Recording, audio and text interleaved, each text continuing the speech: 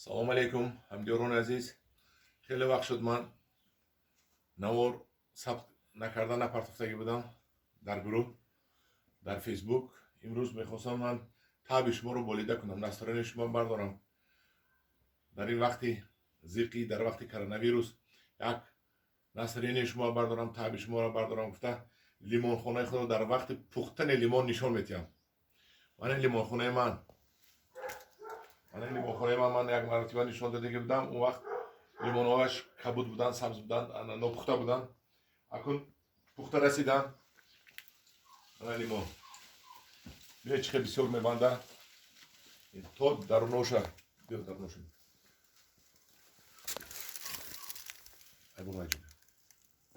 تا درونوشه بستگی های ببینید همین خیل دیگر روش هم همین خیل من اینش ببینید تو گوشوشو بستگی های من این لیمون رو ببینید سراش خم بچوره از دستی بستن این ببینید وزید بور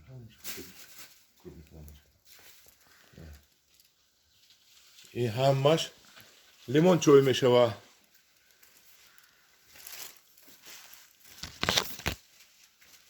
ماندارینا یک سورت دیگهش پختن در اومدن. ماندارینا هم پختن در اومدن. یک ماندارینش پخت خوردیم تمام کردیم. حالا که وقت پیش فزک بلای کار میکنیم. حالا که من به شما لیمونی پانتیروزا نشون میدم.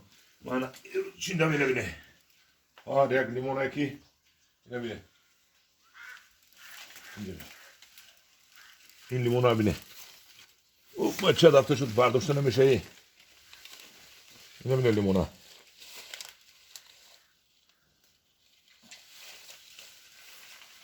آنها درخت لیمون بینه چه بستگی. لیمون یک درخت یکی تو درونشو میبنده. درونش میشه. تو درونشو میبنده.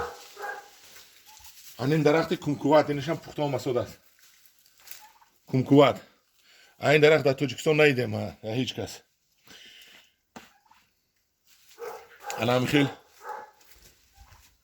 لیمون خونه من. هم خیلی لیمون کنی. لیمون دوتون بندن.